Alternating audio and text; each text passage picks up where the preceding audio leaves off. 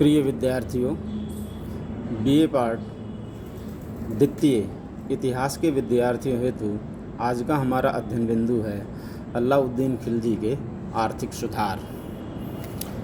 देखो, अलाउद्दीन खिलजी के जो आर्थिक सुधार थे या अलाउद्दीन खिलजी के द्वारा जो भी आर्थिक सुधार किए गए, उनकी हमें जो सूचना मिलती है वो जियाउद्दीन बर्नी द्वारा लिखित पुस्तक तारीख़ फ़िरोज़ शाही से प्राप्त होती है। अलाउद्दीन खिलजी के आर्थिक सुधारों को हम सुविधा की दृष्टि से मुख्य रूप से दो भागों में बांट सकते हैं। पहला है भू राजस्व के क्षेत्र में सुधार और दूसरा होगा बाजार नियंत्रण प्रणाली। जहाँ तक भू राजस्व सुधार की बात है तो अलाउद्दीन खिलजी दिल्ली का पहला सुल्तान था जिसने भू राजस्व व्यवस्था में अनेकों सुधार किए और उस व्यवस्था को वैज्ञानिक पद्धति पर पुनर्गठित करने का प्रयास किया। किंतु भू राजस्व व्यवस्था में सुधार के पीछे उसका जो मुख्य उद्देश्य था वो किसानों को लाभ पहुंचाना नहीं था, बल्कि राज्य की आय में अधिक से अधिक वृद्धि करना था। अलाउद्दीन खिलजी के प्रमुख भू राजस्व सुधारों को हम निम्न बिंदुओं के अंतर्गत देख सकते हैं।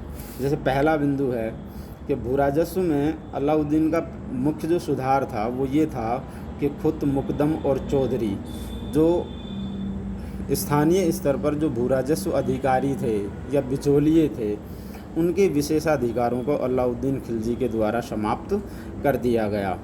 दूसरा जो सुधार किया उसने भू राजस्व व्यवस्था में, पूर्ववर्ती सुल्तानों के समय में जो वक्फ, मिल्क, इद्रार, इनाम के रूप में भू अनुदान दिए गए थे उन्हें रद्द कर दिया गया और उनसे जो भूमि प्राप्त हुई उस भूमि को वापस लेकर उसे खालसा भूमि में मिला लिया गया, जिससे राज्य की आमदनी में वृद्धि हुई।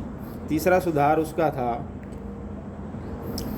कि भूमि की पैमाइश के आधार पर उसने भू राजस्व का निर्धारण करना प्रारंभ किया। अलाउद्दीन ने भू राजस्व की जो दर थी वो उपज की 1/3 भाग से बढ़ाकर 1/2 कर दी।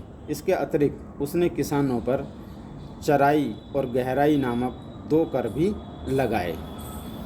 भू राजस्व व्यवस्था में व्याप्त भ्रष्टाचार को रोकने के लिए अलाउद्दीन खिलजी ने दीवाने मुस्तक राज नामक एक नए अधिकारी के पद का भी सृजन किया था। तो ये अलाउद्दीन खिलजी के राजस्व व्यवस्था में प्रमुख सुधार थे। दूसरा आर्थिक क्षेत्र में जो सुधार था वो था प्रमुख बाजार नियंत्रण प्रणाली।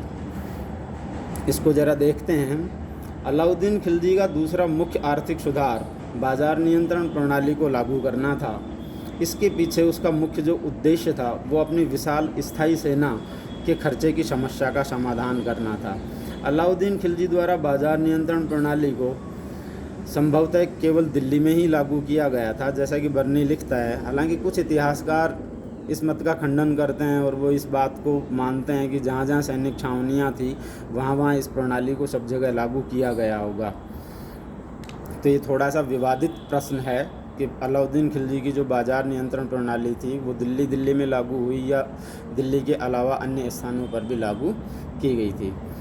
इस बाजार नियंत्रण प्रणाली के अंतर्गत सर्वप्रथम अलाउद्दीन खिलजी द्वारा दैनिक आवश्यकताओं की जो चीज़ें थी उनके मूल्य निर्धारित किए गए। इनकी एक विस्तृत सूची बर्नी ने अपनी पुस्तक में दी है। उसने विभिन्न प्रमुख चीज़ों के क्रय विक्रय के लिए अलग अलग बाज़ारों की स्थापना की, जैसे कपड़ा बाज़ार, अनाज मंडी, दासों का बाज़ार, जानवरों का बाज़ार, घोड़ों का बाज़ार आदि। दिल्ली के इन बाज़ारों में चीज़ों की नियमित आपूर्ति के लिए अलाउद्दीन खिलजी ने कुछ कारवां व्यापारियों को नियुक्त किया और ये कारवां व्यापारी अपने दायित्व का पालन ठीक ढंग से कर सकें, इसके लिए दिल्ली में पृथक से इनकी बस्ती बसा दी और वहाँ इनके परिवारों को बसाया गया।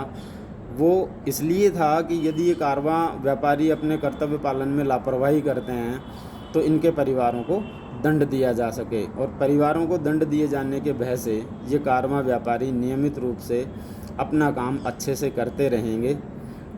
ये अलाउद्दीन खिलजी की इस बस्ती को बसाने के पीछे सोच थी। अलाउद्दीन खिलजी ने दीवान रियासत नामक अधिकारी को संपूर्ण बाजार नियंत्रण प्रणाली का संचालक बनाया था। दिल्ली के बाज़ारों में व्यापारी किसी भी प्रकार की बेईमानी न करें, इसके लिए उसने प्रत्येक बाज़ार में शहनाई मंडी नामक अधिकारी नियुक्त किया था। शहनाई मंडी के अतिरिक्त मुहस्सिब और मोहनियान नामक अधिकारी भी नियुक्त किए गए, जो एक तरह से गुप्तचर पुलिस का कार्य करते थे।